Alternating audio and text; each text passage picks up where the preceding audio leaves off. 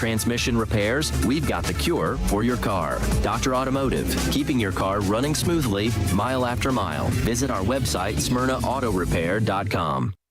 Hey, Middle Tennessee, it's Mark from the Safe House. Can I have your attention, please? I have an important announcement. Our president has a backbone. Thank you, President Trump. We sleep better knowing our country is protected. And speaking of protection, criminals laugh when you purchase a fake safe from a big box store. There's no better time than now than to visit the Safe House and see what a real safe looks like. Rebates now through the end of July on select brands. Our brands include Liberty, Fort Knox, and Browning. Drop by one of our locations or go to NashvilleSafeHouse.com. And remember, we don't just sell safes, we sell peace of mind. AFFI is Middle Tennessee's premier choice for pest, wildlife, and moisture control. They specialize in those difficult and unique cases. You can reach them by phone at 615-300-2395. That's 615-300-2395. Or stop in at 200 Glen Rose Lane in Smyrna.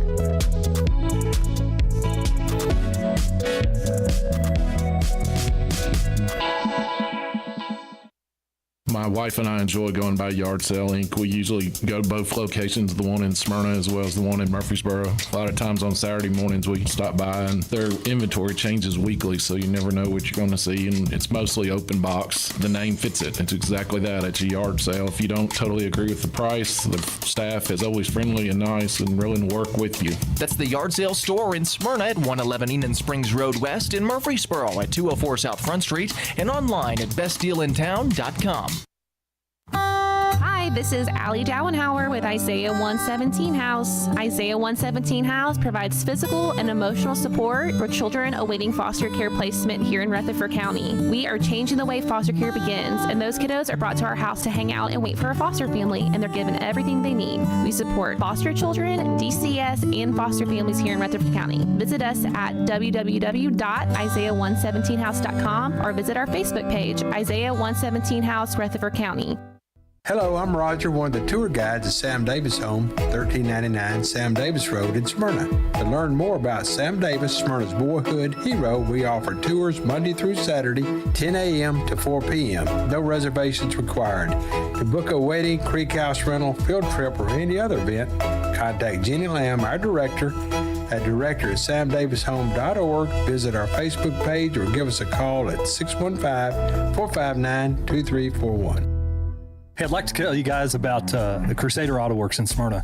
About 4 years ago, we bought this facility. It's about a 25,000 square foot facility that handles all your automotive needs in the Smyrna, Tennessee marketplace. Everything from collision to full auto service and classic car restorations and customs. And so I think we're one of the only locations in Middle Tennessee anywhere of that size and that capability that can handle any car need that you have, whether it's a modern day car, sports car, or a classic car of any kind. We can take care of what you need at Crusader Auto Works. Hey, I'm Floyd, and I'm inviting you to join me at CR. That's Celebrate Recovery. We meet at Family Worship Center, 3045 Memorial Boulevard on Sunday at 6 p.m.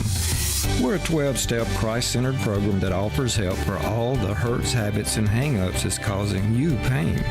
The program works if you work it, and I'm proof. For other CR groups, go to CelebrateRecovery.com and click on the group finder. Hope to see you soon. Hey, I'd like to tell you guys about the Crusader Auto Works in Smyrna. About 4 years ago, we bought this facility. It's about a 25,000 square foot facility that handles all your automotive needs in the Smyrna, Tennessee marketplace. Everything from collision to full auto service and classic car restorations and customs. And so I think we're one of the only locations in Middle Tennessee anywhere of that size and that capability that can handle any car need that you have, whether it's a modern day car, sports car, or a classic car of any kind. We can take care of what you need at Crusader Auto Works.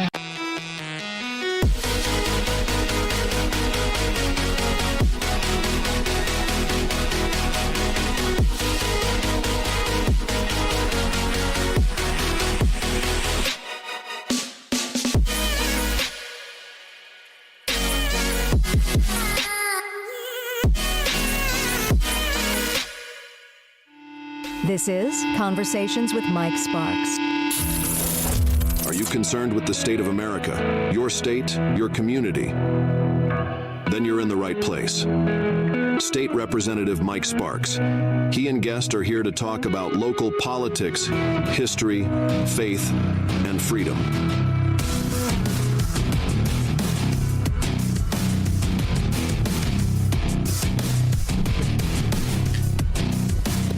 right, you're listening to Conversation with Mike Sparks. I'm your host, Mike Sparks.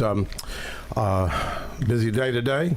A nice day out there, wasn't it, Roger? Oh, yes. Great day yesterday for a car show, too, wasn't it? Yeah, you had a car show, didn't you? Yeah, well, I did, and the Mid-10 Hot Rodders did. Well, you helped, didn't you? Oh, there was a car show? No, I was and I walked it yesterday with my good buddy Carl Boyd. We walked around, and anyway, did a great job. I had a little over 100 cars there, and I think 76 registered for the prizes, and they've already up to around 1,600 members.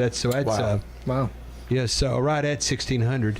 But anyway, shout out to, the Christy, Mike, Danny, David, Chris, and all the gang, at the Mid-10. They put on a great show. And like I said, Eric for being a judge. With Eric Ritchie, yeah. Who else were judges? Well, JP, or James Wall. I called him JP. And there were judges. Eric, I think he didn't think there's going to be that many cars, did he? Oh, there's a lot of cars. Yeah. And shout out to Steak and Shake for hosting that. Oh, yeah, they did a great job. Really, they really did. Really nice of them to do that. Which one was that at? The one on Nissan? Yeah, Nissan Drive, yeah. And they have the big one at Sam Davis' home in September. Yeah. And they had it's technically Sarge Asbury Hahn Way. Yeah. I mean, technically. Oh, yeah. As my buddy got killed in Iraq, Greg. Yeah, Freddie lost his life. But I appreciate Steak and Shake, appreciate Mid-10 Hot Rodders for all they do. Connor, how's things going? Good, I'm on spring break. He's smart, Alec. I'm always asking him when he graduated. How's school? He graduated, 3 years ago? Yeah. 3 years ago. Like one of our longest running jokes. That's a good comeback, though. He's on spring break. But, Roger, there's a couple of other things you want to get out there before we go into our guests. Well, I don't know if these make you wait a little while longer if you want to get your guest on tonight. Okay. Well, I want to give a shout out. I got asked to, and Roger's going to say something. I know it's kind of funny. My Indian friends, my Hindu friends, they invited me out to an event out at the Parthenon out there at Centennial Park. Bhavi, president of India Association Nashville, and another beautiful lady, and it's called the Holy Event. It's a celebration of light and colors, and man, they threw all this dye all over me. Craig, all this like chalk colors and stuff. It was when I pulled up, I seen this guy with all this chalk over him, and he was on the camera, and I thought, who is that nut? That nut over there. And look, I asked her, I said, what should I wear? Thank God I didn't wear no suit. Tie-dyed shirt, probably. Man, my wife, I come walking in the house, and what's sad, I went to Haviland to get my oil change, and I had this blue and orange dye all on my face, and these guys were looking at me in the truck beside me, and I was like, oh, do I say something? People were staring at me, and my wife goes, you go get the oil change and with all that on? I'm like, yeah. And she's like, that shirt ain't gonna clean up. But they're such sweet people, and there's about 600. That's my eighth Indian event I spoke at. Yeah, the one lady was on the show one night. I noticed her. Bobby? She didn't have it much on her. The other lady was covered. Oh yeah. Oh, they're such sweet people. They're so welcoming, and they just appreciate folks showing up, and it's kind of odd sometimes. Some of the areas that I get invited to. I'm gonna be speaking to the Q Dogs next month. You know who the Q Dogs are? Yeah, but didn't you get some kind of award from them? No, that was Alphas. Okay. That was Alphas. You know who the Q Dogs are? I do. You know the ones that bark? I'm aware of them. Well, Marvin, my former assistant, he's out of Memphis, African American. I've been practicing the bark. He goes, man, dude, don't do it. Don't do it. Don't do it. And anyways, it's April the 2nd. And man, it's just, it's just pretty cool, when somebody you're kind of out of your comfort zone, but you're somewhere that people make you feel comfortable. And I'm surprised Roger didn't share this, because we had this, Marty Loveman had this event last year. It is funny. I'm going to share it. I'm going to get in trouble probably. I hope Bart's not listening, or Brian. But we were there, and Marty had this little thing for me. It was my wife and I's 36th anniversary, and he's got his caregivers there. They're Indian, Hindu. And a friend of ours, I won't say his name on the radio, and he says, he says, somehow he says something like, yeah, it's sad that America took your land. And I was like, huh? Like, what are you talking about? And I looked over at Marty. Marty goes, no, man, it's wrong Indians, man. And I was like, oh, my gosh. I need to do a disclaimer right now. I do not agree with everything Mike Sparks says. I affiliate myself with this show. But, you know, Septon and Rocky, they're such loving people. And Marty, they're like family to Marty. You know, he went to the hospital here. Well, he's been there twice and, you know, almost died in Vanderbilt. And I said, dude, you're so fortunate to have such loving caregivers that are right there. She called me. Well, she called me both times, and she, you know, he passed out. And I said, man, just get the ambulance over there. But just such loving people. I saw where he's in an event last night, so he's probably that what was it called? Spaghetti dinner. Yeah, I seen you there. You know, good crowd. You good enough to eat? I don't touch it. You don't touch spaghetti? Too busy talking. Oh, you're too busy? Yeah, just trying to go around meet everybody. Right. And you're right. Seen you eat, like a lot. Let's knock it out, brother. Did he get it to go plate, too? I spent $10. I'm going to get my money's worth. I got it to go plate, brought it home to my son and my wife. Hey, I'm taking it to go, brother. No, them or not. I'm taking it to go. Well, I always tell my interns and my assistants, I said, you know, if you're ever in an event, and like there's a lot of receptions, and, you know, if there's like a water or, you know, a little pack of honey, you know, carry it with you because you may need it later. Hey, it adds up. I seen you up there, man, and we didn't really talk too much. Well, you came by, I appreciate it. I was over. I mean, he had a shirt on, like two buttons undone with a medallion. Just been little wrapper, emblem on, a cute dog wrapper. Oh my gosh! No, but y'all all made your rounds, and it was a good crowd. And shout out to Laverne Mayor Jason Cole and Steve Noe and others that put that together. You know, I'm glad Tony Campbell brought Marty over, and I think Judge Brittany Stevens came. Robert was there, Stevens, and but there's a lot of candidates and there are people there. People I didn't even know. Yeah. I never heard their names or anything. There's two or three that introduced themselves to me. I thought I knew everybody. Some guy running for Congress or something. Sick. I mean, never heard that. Never heard anyways, I was just tripping, anyways, to each his own, I guess. To each his own, yep. I mean, but hey, it's free country. I mean, it takes a lot of courage to run, I mean, yes. Like I've been a commissioner for 8 years and I'm running in a very hotly contested race. You think? Yeah. You think? And I mean, my family didn't, they didn't sign up for this. This is me. And, we'll talk about the opioid and why I do all what I do, but it's pretty tough sometimes. Some people can be just absolutely just brutal. I mean, brutal, and it's just like you want to get on there and respond to every single one. You're like, I can't do that, I mean, wow. I'm not going to put you. Just think about it. If I won in a landslide in a general election, 40% of the people are Democrats. They're not going to vote for me anyway. Yeah, they're not. So, you look at it, more than half of the people ain't going to like you no matter what you do. So, yeah. Well, I remember he used to tell me, that's the thing that he used to tell me all the time. Well, I remember it was I seen Mr. Rakes, Coach Rakes, in my principal years ago, and I'd won my county commission race, and my wife sent me to food line to get a gallon of milk the next morning, and went into food line, and Mr. Rakes sent me, he said, congratulations, Mike. He wasn't in my district, he said, congratulations, Mike, and he said, Mike, remember this. And it was the best words of wisdom. He said, Mike, remember this. He said, half people going to like you, other half ain't going to like you. He said, my dad was a county commissioner. He said, I watched what my dad went through, and I never wanted nothing to do with it.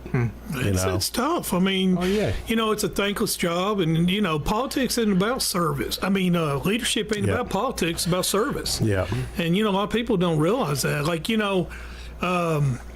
people say crazy things like, you're wanting power, you're wanting a paycheck. I'm taking a pay cut, taking a mayor's job, and then I'm adding another 60 hours to my life. And, oh, you're going to be busy, brother. Yeah, and you're already busy. That's got nothing to do with power or money. That's got to do with service, and I'm willing to do that sacrifice, for the county, and that's one of the reasons I'm running. Yeah. But it's my time, I feel like, Bill Ketron, you know him real well, and, Bill ran for mayor in 2018. I ran for commission, and then, I told him I'm going to run for mayor in 8 years. I'm going to learn how to do this, every single thing, which I have, and I decided to run. Because Yeah, everybody I thinks like I'm Bill. running because of Joe and all this stuff. No, I'm running because I planned this 8 years ago. Well, if I may not introduce you properly, we're listening to Craig Harris, chairman of Steering, and you've been on there, you said, for 8 years now. And give us the background, your bio, where you're from and grew up. I grew up in Memphis. Okay. So, really? Yeah, Okay. I grew up in Memphis, and then I went and played football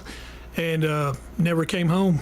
Yeah. I stayed there for 4 years and graduated and took a job. You know how when you get out of college you take all those crazy jobs and it wasn't going nowhere. And then I had graduated with a degree in finance and accounting, so I was really wanting to do my own thing, and I would listen to everybody, man. I mean, everybody. Yeah. And finally I went for it, and I started a company, and I've been CEO for that company for 30 years. Yes. So you like what you do? I do.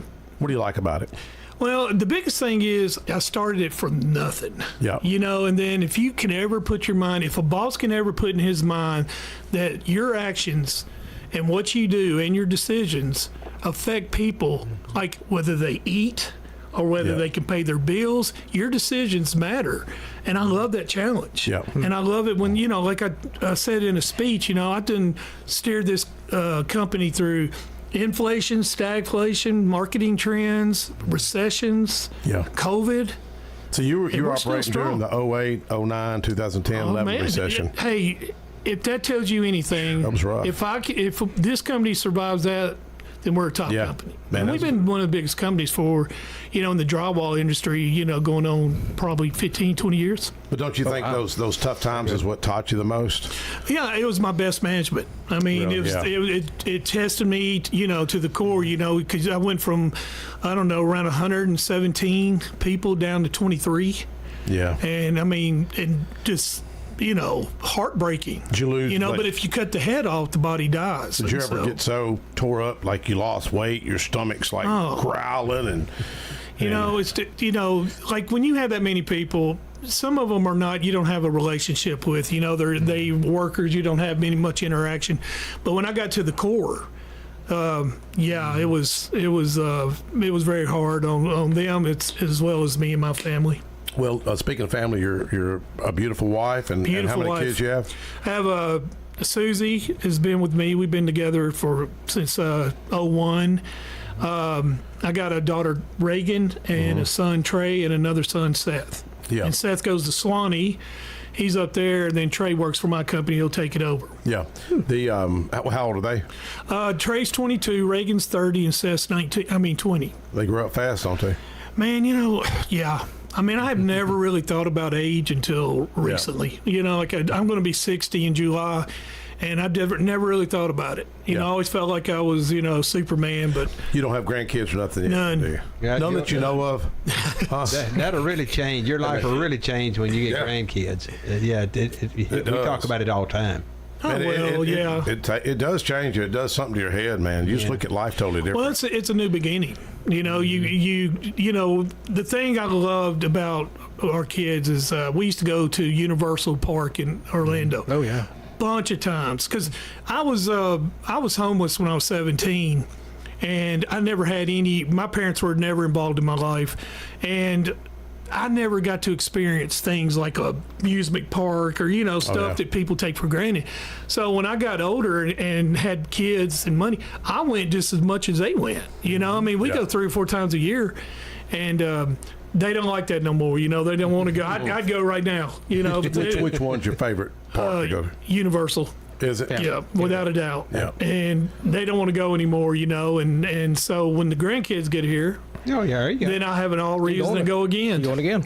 Yeah. Well, I know you're pretty passionate, and the way we set this up, Roger and I, we were discussing having the candidates on and having the sheriff's candidates on. This was convenient for you. I think Randy Allen's coming on when. He's coming on the week before what's it, the 14th or 12th? That's Sunday. Okay. And then Joe's coming on the next couple weeks. The what is that? Voting, early voting. Yeah. Well, obviously we got to get him before that. We got him in, but he did the last. He's listed the last day, so he's, But we didn't go alphabetical order or anything. And the sheriff's candidates, I don't even know if we've got to reach out to them yet. No, not yet. But so if they're listening, it's like you just let us said, know. though, man. Like I said, I know of you. I don't know you, but I know all the sheriff candidates, and I knew Randy and Joe and yourself. And so 3 of y'all running, right? Yeah. Just 3. it's like Mike. You like all and the no guys, independent, no Democrat. No, this winner take all. Wow. Yeah, no, there won't be. I mean, there'll be a general, but just there's no, candidates. Yeah. Just be the Republican primary. Yeah. Republican nominee. Well, one of the you enjoy serving as chairman of steering. Yeah, I mean, it's very rare that a first-year commissioner becomes a chairman of steering. I mean, steering's real important in budget. I'm on both, but yeah, I think we've done some really good things, and the commissioners believe in me. I had the support of the commission. I mean, the commission in the mayor's office right now is pretty bad, Mike. I mean, there's you see it in the paper all the time, and probably one of the biggest things I want to do is mend that fence. Yeah. And I had the respect and you're probably 2/3 of the commission's behind me, but Joe's an incumbent, and that carries a lot of weight. And, and Randy, he's I think this is his 3rd time running, so he's been experienced in mayor candidate. So we know we got an uphill battle, but we're going to definitely give our best. Well, I think most people. I know for me, I see a lot of. I call it butthurt. A lot of, whether it's county, whether it's school board, whether it's state General Assembly. I had a bill up this week, my school bus bill. I passed it. And you got very upset, and I've seen that. Well, we're the most restrictive in the world. I mean, I can't make this stuff up, folks. This is why I get frustrated, and I try not to use bad words on the radio. But man, this is our life. This is our kids. This is the next generation.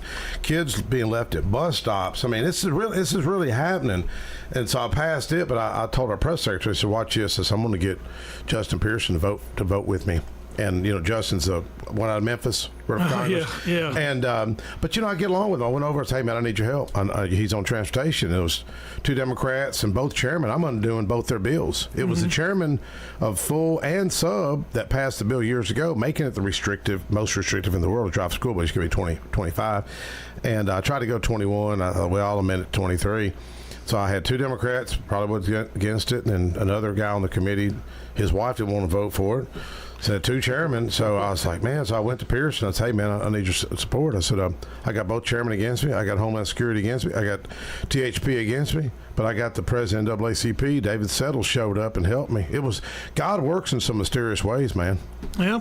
And what I like about what David said, David's on the school board, and God will use the most unlikely people sometimes to help you. And, I'd done an interview with Channel 2 on the school bus thing, and I was leaving, and I think I shared this with Roger, and I knew I got invited to the NAACP breakfast last year. So I called David. Hey, I said, I'll go. So you want to come on the radio? We'll promote it the next day. I had the show to O'Brien. He said, what time? I said, well, just be at the station like 10:20. He said, oh, good. That'll give me time to finish my route. And I was like, route, what are you talking about? He said, man, I drive a school bus. I said, oh, my gosh, you are talking not. about David Settles? Yeah. David ran against me. Oh, I didn't know that. Yeah, okay. He ran against me, I think, in 2018. Well, David, but, that is so crazy that it's like God used the least likely person to come help me. But I like what David said. David said when he testified before a committee, because we passed it we passed it with Robert Stevens and Tim Rudd's help. We passed it last year, but it failed the Senate by 1 vote. And here's what David said. I love what he said. He said, I'm the first face a child sees in the morning. I'm the last face that child sees. He said, I could either make their day or break their day. And David, I don't know how y'all's race was, but David and I think we're pretty close friends. He showed up at my chili cook-off at Sam Davis' home. But Pearson, by the way, voted with me. But I think I'll be okay.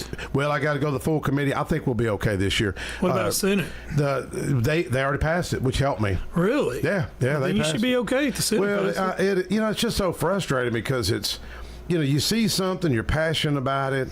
But you got to play well with others, man. Man, you don't have the other votes, man. I mean, it's that's the essence of everything that's going wrong here. Is you got to be able to play well with others. Mm-hmm. You got 21 commissioners. Mm-hmm. I'm a chairman. You know what? You know how many extra votes I get for being chairman? None.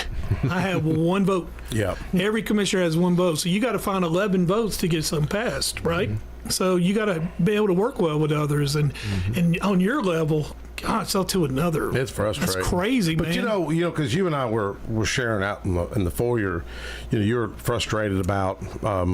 There's good news, but it doesn't seem like it gets reported about opioid deaths going down. And I'll credit you with all your efforts to help with that and others that's involved. And I get upset with the media. They don't want to cover good news. I have my predatory lending bill trying to cap the interest rates at 36%. It's like 400% interest. And there's no lobbyists are helping me. In fact, the lobbyists are behind me. Go back and watch the video. You'll see the lobbyists behind me, probably looking at everybody they donated to. Taxpayer lobbyists. To be like, no, these are high dollar. These are the most powerful lobbyists in the state of Tennessee is predatory lending. Think how crazy that is. You just said cap it at 36%. Yeah, and I feel guilty. That's highway robbery to me. I mean, that's highway robbery. But let me tell you, Phil Williams not going to cover this. You know why? Phil Williams in on the deal. You know why? Because they're selling advertising. He ain't going to go kill the golden goose that's paying them big revenue with all those Title Max and advanced finance commercials. I mean, I look at the state house. It's just, it's unbelievable. I'm tracking a bill right now. There's two bills I'm tracking. One is, and it's getting a lot of push, and I think it's going to affect Rutherford County, is the property tax cap. Yeah, the cap. And I think that's going to get through the House. I think they've massaged that a little bit and worked with both. They have, groups. But it's still, though, you're taking power away from the county, and anytime you do that. But here's the way I look at it, Mike. If you're going to do something like that to drastically affect our ability to raise revenues, then you have to loosen up your belt and help us on things like a better portion of sales tax or that archaic formula for gas tax. Yeah. Do you know Wayne County has 16,000 people? We have 400,000, and they're bigger than us land mass, and they have 150 miles less paved roads than we do, and they make more money on the gas tax than we do. Really? That's crazy. I didn't know that. I mean, that's crazy. Well, that goes back to communication. That goes back to having meetings. I mean, we really don't meet with y'all like we should. No, I think we should. And that's one, if I'm mayor, we're going to have a better relationship. Yeah. A much better. Because I'm telling you something. People don't understand the county is a subdivision of the state. Yeah. We're not a municipality. We are a subdivision, which means the state legislators got to pass a lot of the stuff, for us to do. Why do you want to not have a relationship with them? Yeah. Why do you? And I tell commissioners this all the time. Why do you want to have an adversarial, relationship with it? You got to have everybody. Yeah. So if I have a great idea and I don't have people like the state delegation helping me or the commissions, it's just an idea. That's all it'll ever be. One thing, I think it was Calvin Coolidge or Ronald Reagan that said, if I can help, how's it go? A man can get more credit if he doesn't mind a man get more done if you don't mind who gets credit for it. Oh, absolutely. I had Jason Powell, Democrat, big old football player like you. And he's a great guy. He's Cane Ridge. He came to me about 2 years ago and said, "Hey man, will you run this bill for me? Like I'm gonna be co-sponsor." And so I said, "Yeah, I'll run it." And he kept giving me credit. And I said, and at the podium, I said, "Look, it was an illegal street racing task force, And I said, "This is Jason's idea. He just asked me to run it. He just knew to get it across the finish line. Him being Democrat is probably not going to get it done. But it's like my bill. We've got a guy that's going to call in. I know you've got to leave a little early, but the guy that found his daughter who committed suicide, just months ago, I had him up this week, and but I had Democrats, Republicans stand with me. I mean, there's a couple of our leader, William Lambert. He got choked up. I looked over at him to see if he wanted to say a word or two. He's got a daughter, and his daughter was up of the day. And man, I seen him in committee this week, and I seen him with tears in his eyes. And William don't play around, man. But he's got, when it comes to mental health in those areas, man, I haven't lost anybody to suicide, but I've had friends that's lost people to suicide. Our overdose deaths are way down, which I am so proud of. We got a ways to go, but our suicides have not dropped. Yeah. And, that's something that's really concerning to me. Mm-hmm. And me and you talked about mental illness. A lot of times with addiction and mental illness, it's diagnosed. Yep. So they both have them. And those things kind of really go in together. Yeah. But suicides is really concerning to me. With social media, I'm probably getting off here a little bit, but I think social media is a huge impact. Oh, absolutely. I mean, Mike, you know, me and you're about the same age. You know, if somebody wanted to call us you're older names. than me. You're older than me. Am I? Not by much, I know. 5 months, 6 months. Oh, okay. But you're still older. But I look much better. Okay. There you go. All right. But it's, you know, social media, it's brutal. It is. You know, they can make you a star in 24 hours, and they can make you a pariah in 24 hours. Yeah. The same person. Off of it, man. You know. It's the same person. And then, I've seen you know, it happen. I see people dog me on the internet, man, and I just sit there and I just go, okay, this is funny. But then I ain't gonna lie, sometimes, you know, it's like, why am I even reading this stuff? Yeah. You know, but it's all, you know, people say lies and throw stuff up against the wall, see what sticks, and, you know, it's frustrating. I know you get it. I mean, Mike came into steering, and he was talking about his bus driver thing, and you know, I believe in common sense is the best way to govern sometimes. It's just common sense, brother. But anyway, Mike got all fired up and mad. He got all mad. I called him up and said, "Dan, settle down," you know. And no, I mean, I'm just. He didn't want to talk to me. He goes, "This is a joke." I'm like, this is just—it's a no-brainer, folks. I don't have taxpayer-funded lobbyists help me. Hell, you know, don't get me started, Craig. You got me started. You know, I said this last week. You know, your taxpayer-funded lobbyists are making more than your lawmakers are making. Something's wrong with that picture. So here's what we need to do. A whole lot more. So here's what people to do. You're like, well, why are you going to go serve your community for this pittance when I'll just become a taxpayer-funded lobbyist and make big money? I mean, that is throwing off what our forefathers fought and died for. I mean, my dad flew 24 bombing raids over Europe in a B-17 to fight for this country, only to see the BS that goes on today. A lot of it's BS, man. All these lobbyists up there, 330. That ain't counting tax-payer-funded lobbyists. No, I don't have none of them help me on my bills. They're powerful, Mike. I mean, they're very powerful. You know that. Yeah. And I think that's I've known you for, I don't know, probably 8 years. I think 8 years. Yeah. And you've always said this. You know, because you like in any town halls or any meetings I've been, it's lonely. Mike brings that up. The lobby. But it's lonely. I need some therapy, man. Seriously. Did you hear me call Bill Ketchum out? I know Bill's listening right now. People thought I was picking on him. I said, you know what it's like to be on the front page of the paper, they're beating you up. You know what I'm talking about, Bill Ketchum, and everybody looked like, oh my God. And me and Bill just laugh about it. No, they put me on. He told me to tell you something about some donuts. Yeah, he said you need to put that donut up. It's in your coat for 2 days. I was talking about exercising, and I'm telling him about eating healthy, and I said, man, I got a donut in my hand. I shouldn't be doing this, you know.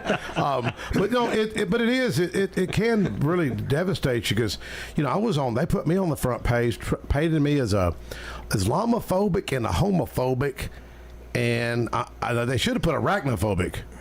You know what that is, don't you? Yeah, it's a spider. I'm scared of spiders too, brother. But the day of election. But here's what is so cool. I knew what they were doing. This was like May. Metro's flying the gay pride flag on Metro light poles. I don't think it's right. Mm-hmm. Don't fly the state flag or the American flag. But I don't think that's right. And so I just put on Facebook that our forefathers be doing somersaults in their grave, and they waited till August the 1st. I think the primary is the 2nd, so they waited.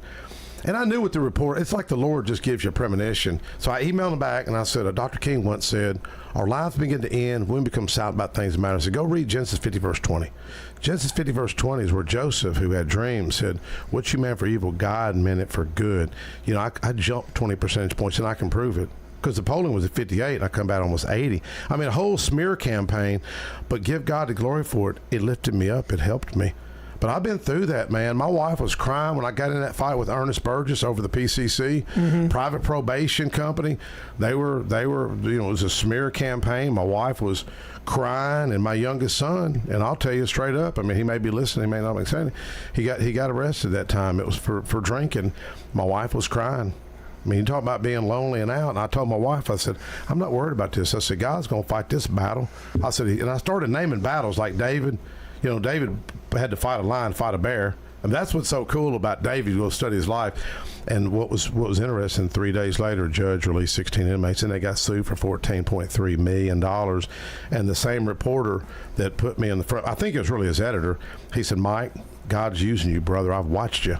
He said, wasn't for you, they'd still be doing this kind of stuff. And let me tell you how bad this stuff was. Sally Walls, who I considered a mentor, the first female police chief in the state of Tennessee, she called me up about this stuff. She said, Mike, I gave this group $1,000 for my grandson's probation. She said, and she just didn't think about getting a receipt. The dude pocketed the money. Some guy named Sean, I wish I had his last name. Somebody text me, tell me what his last name is. Seriously, I heard he moved to North Carolina or something. But that lady was my mentor. You know, I watched her, and I didn't know how to fight it. But, you know, nothing against the previous mayor before you. But, you know, he turned a blind eye, and the taxpayers were on the hook. Where was the lobbyists at? Where were the judges? Where were all these advocates? $14.3 million, and you violated people's civil rights? Talk about being lonely. But, see, that's where God does his best work, is when you're lonely, when you're down and out. And, you know, you've been so passionate about the drug problem, and you've led on that, and I appreciate that, you know. And look how many people that you and others that have rallied with you have potentially saved many people's lives or are doing it, you know, when the suicide the rates are down. You know, I get probably 90% of the credit, but, you know, here's the way I look at it. Nobody listened to me in 2018, so I ran for office. And then I remember I got elected. Bill Ketchern, you know, he said, hey, what can I do for you? And I said, I need money and I need a task force. And he gave me both. And, you know, I had a blueprint. Awareness, education, and recovery. That has always been my blueprint. I've never, ever came off of that. And so we started on awareness, and we did a lawsuit. Yeah. And, you know, everybody's suing all the pharmaceutical companies, Mike, including the state of Tennessee. But we said we don't want somebody to tell us what to do with money. We want to have that, you know. So we went in and sued them by ourselves. And when we did that, you know, that's risky. But we won, and we get $575,000 a year for the next 18 years. And then state of Tennessee sued and won, and they give us $1 million, about $1 million a year.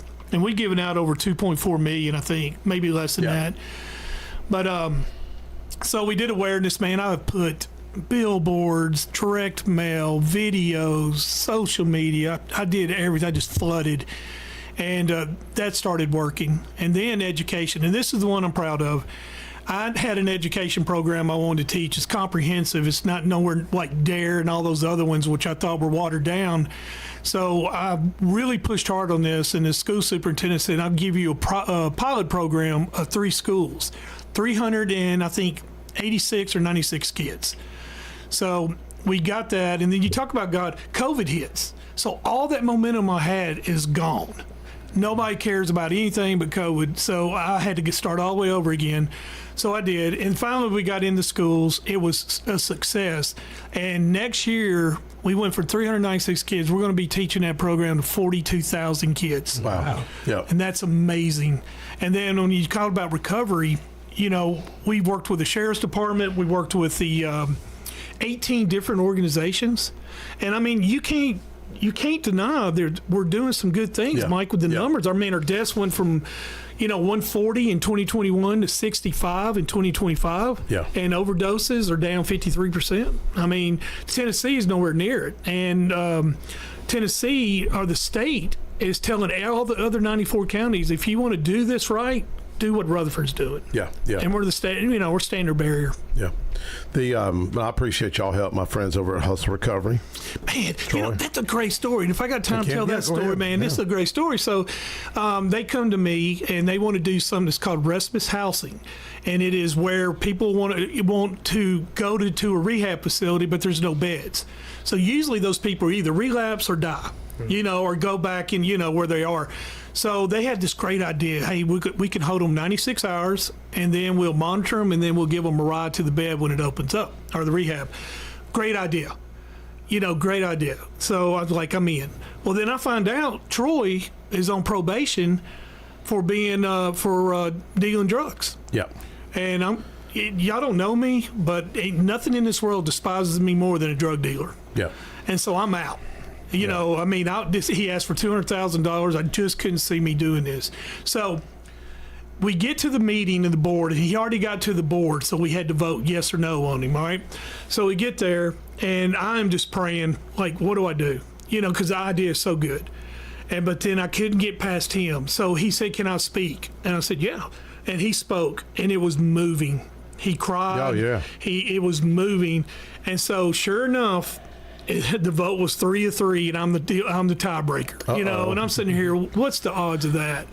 And I'm sitting there praying, man. I'm just praying. Yeah. And I said, you know what? And it just told me. God just told me. He said, hey, give this guy a shot. Yeah. So I gave him a shot, but I was real strict on him. I mean, I watched him I was really strict on him, and anyway, this story. He got a grant from the state of Tennessee for $8 million to do that respite housing. Is that? I mean, that's incredible. Yeah. And I'm so proud of that guy, man. I mean, I really am. But you know what's cool when you look at guys that have been there. I mean, I've never went to jail. I probably could have went to jail just when I was a kid, just didn't get caught. But I had Sally Walls, who was my mentor and kind of looked out for me and a lot of young guys in the neighborhood. But people that have felt pain, that's a motivator. I mean, you felt pain because that's why you care about these things, obviously. Oh, yeah. I mean, I have a personal relationship, you know, and I've helped a lot of people. And, you know, the thing about addiction is, as a parent and as a family member or, you know, uncle, aunt, or any of that, when you see someone on drugs, the best way I describe it is you're looking at a child that is burning fire. I mean, on fire. And in one hand, you got an extinguisher, and on the other hand, you got a water hose. And they don't want your help. They don't want your help, and it's heartbreaking. You got everything you need, you know, to help them, but they don't want your help. Addiction is so powerful, man. It is so powerful. I probably shared with you, I lost a brother 4 years ago, and I always figured I'd get a call. We got a call about midnight, and wife answered. Doctor said, you know, asked if that was our brother. And I'm like, yeah, and I'm driving up there, and she wanted to go. I didn't want her to go. I didn't want her to have any kind of problems, you know, but seeing him. And I remember asking in the ER, I seen his hands were real dark, like he'd been working on a car, changing oil. And the doctor said, no, that's what happens. You're losing your blood there. But my other brother was a top FBI agent in the nation. I mean, how do you have that? How do you have one brother that is the top agent? And I shouldn't even talk. He'll be mad if he heard me talk about it on the radio. But another brother had a drug problem. How do you? I mean, how's that happen to a family? I really think it.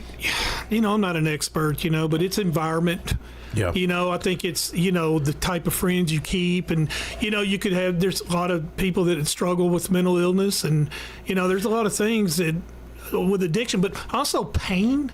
I mean, think about it, people handle pain different ways. They do. I am motivated by pain. I am motivated by challenges. I mean, I've always been motivated. I've always been successful because sometimes there's pain. Well, how do you decompress? I mean, I ask people this at the Capitol. Ask a lot of different folks. How do you chill from a stressful, day? I mean, what do you do? What do you do? I mean, I struggle with it, Mike. I mean, it's not something. I got some, I got family, a lot of support, but I carry some stuff with me. It gets heavy, and I can't sit here and tell you I'm some expert on it. I have a farm in Mont Eagle. And I got a cabin down there. Obviously supportive. Couldn't do it without Susie. I mean, absolutely could not do it. I mean, she didn't sign up for this, man. And sometimes she tells me, I ain't one of your voters. She goes, the way you're acting right now, you better be glad I'm not. It's just she grounds me, and she's. I mean, you got a good woman. I got a good woman, and she's. Did you pray about it before you met your wife? I'm going to say no. I was lost, but don't get me wrong. I wasn't lost. Like I just wasn't. I didn't have a relationship with God. And then me and Susie divorced in 2009, and that's when I hit. Because I was so focused on business. All I cared about was doing this business, getting it going, and all that stuff. And then you become. You're not doing what you're supposed to do. You're not giving attention to the ones you care the most about, and then luckily we got back together. Luckily we've been happily married for the last 14 years, and I'm blessed. I mean, brother, I'm blessed. I can't sit here, I'm embarrassed to tell you if I ever complain about something, Mike. I shouldn't. Yeah. I have no reason to complain about anything. Let me ask you, I think going back on relationships, I mean, kind of, and I'm not trying to put you on the spot or anything, but what's your kind of plan to kind of build those relationships, with others? I mean, if you win this election. Well, if you want respect, learn how to give it. Yeah. So the biggest thing I'm going to do is here's the thing: 90% of all the problems are communication. Oh, yeah, definitely. And so people don't communicate. Yeah. And if you don't communicate with someone, but especially if you don't listen. And the problem with a lot of people, they hear, but do they listen? Yeah. I'm going to tell you something. I listen. Can't nobody ever say, I listen to every single thing everybody says. And that's what makes me an effective leader because, my enemies, I know what they're thinking. Yeah. Because I listen to them, and then I can solve problems because I just listen. People want to be respected. Yeah. Mike, one of your biggest frustrations is you think people don't listen to you. Yeah. And you get frustrated on that. Because it's common sense. But it frustrates you, right? And if somebody listens to you, you respect them and you treat them. Yeah. It's like I said at the chamber. Was you at the last chamber meeting? Yes, I was. Okay. Because what I was saying is it's the same old rhetoric we're hearing. When I was on this bill that you're concerned about, I ran that bill years ago, but my bill said you shouldn't raise tax over 25% without a public referendum. I got it out, and I got to give Joe credit. Joe was chairman of local. Joe helped me get it out of a sub, and man, you talk about people all upset, and they're like, "Oh, you're going to ruin our bond rating." I'm like, man, if you like other people, it's funny because other people said if you got to raise tax over 25% in 1 year, your bond rating is probably already affected, and they threw such a fit over that bill. But here's what I'm saying: leverage other people's time, and the chamber needs to be more involved. You got some bright people in this community. Mark Lewis. Mark probably don't want to run for office, but Mark is somebody who Ross, is it Bradley? I think a lot of that guy. There's other people out there. Put a task force together. Say, hey man, here's a problem we got. What else can we do to build a better jail? Maybe part of that jail is a sub halfway house or something that's a minor security, but it's got classes for addiction treatment, helping people find a job, because it's expensive to incarcerate. It's $30,000 to incarcerate an adult. It's about $150,000 to incarcerate a juvenile. Yeah, that's why that gun safe bill mattered to me so much, because if that guy would have had that gun locked up, them kids that killed Kyle Yorlett, that's cost the taxpayers $1 million right there. $1 million. I mean, when it comes to the jail, we should eliminate every single possibility. Yeah. Every single option we should discuss. Private. Shipping prisoners out, building the certain way you're talking about. I mean, every option should be talked about. Well, look at Men of Valor. Men of Valor's got a good template. They're turning men's lives around. It's a proven success record. Yeah, we spend about $1 million helping them, but $1 million that's changing and investing in men's lives, keeping them from going back into prison. We're going to have to build a new state prison. Yeah, we got a lot of prisoners now from state. To relieve y'all. Yeah. I brought it up in committee, got some attention, but my leader echoed my comments. He's like, you know what? We're probably going to have to build a new state prison. I asked the TDOC commission, I mentioned this on the radio about a month ago, and nothing against the guy, a nice fella, and I said, how much a new state prison will cost us?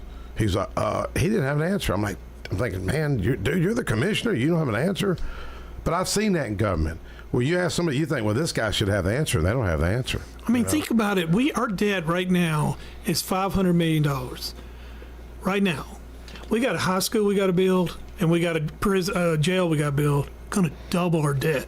We're going to be over $1 billion in the next 3 to 5 years. Yeah. I mean, people don't see that. I am a CEO. I'm a business guy.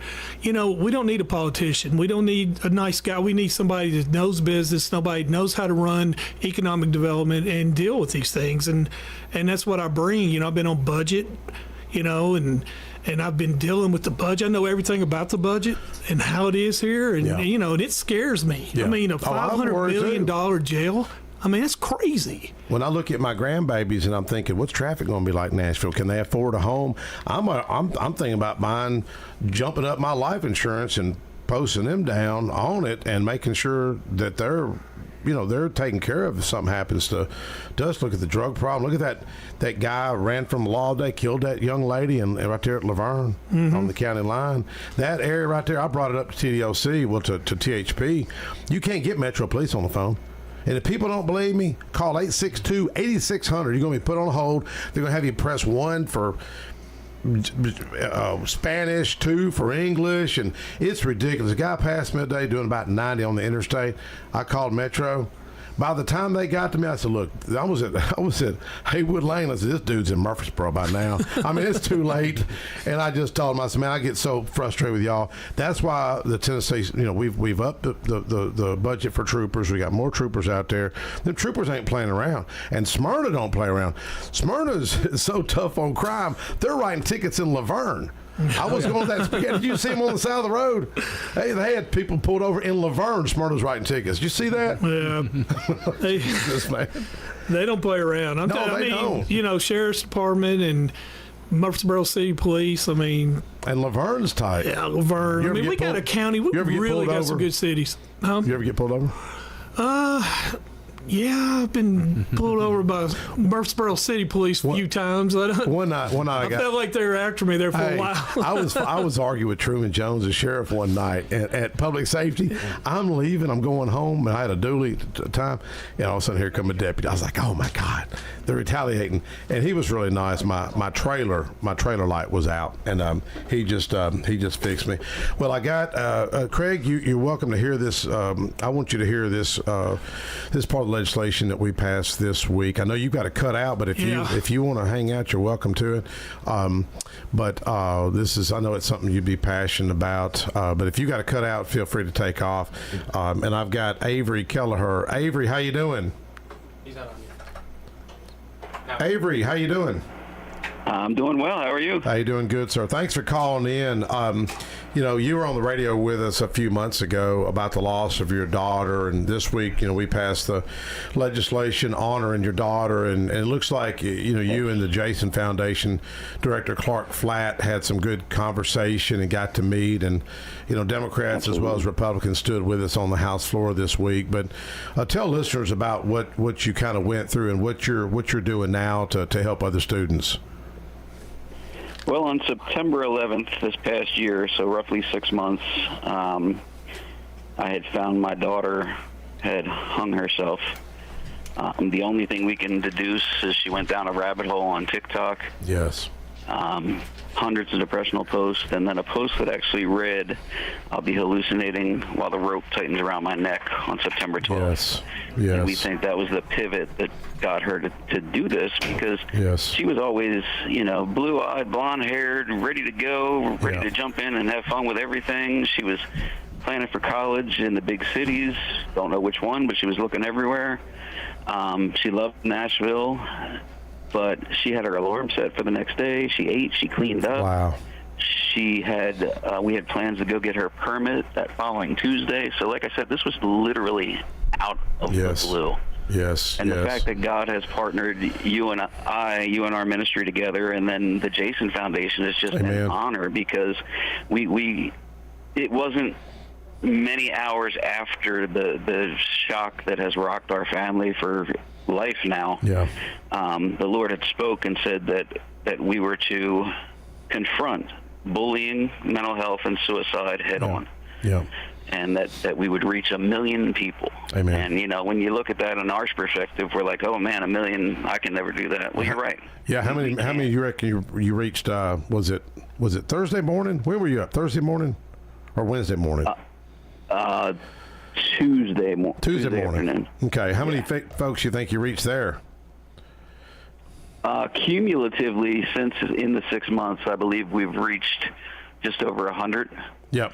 And the staggering thing with that is, at every time we're having discussions and teaching on the subject, but we're also asking, what's your opinion? How do you feel? What's life look like for you? Yeah. And when we're seeing roughly 30 to 40% on the high of children raising their hands saying they don't feel loved, they don't feel hope, they don't, they have a dim outlook on their future, they don't even know what tomorrow looks like, that's alarming.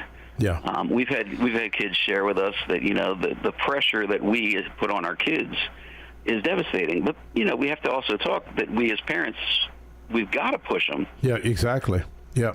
But in the same sense, these kids also we have to also take aware of the society that the children are in now. Yes, exactly. Well, well, that resolution, I wish we had enough time to read it on the air. I took that resolution and tied it into the Anxious Generation book by Jonathan Haidt to kind of put that out there. And then I was asking my assistant, when I go to talk about this, do I mention exactly the details of what happened with your daughter? And my assistant goes, man, I don't think I'd do that. It's kind of jolting.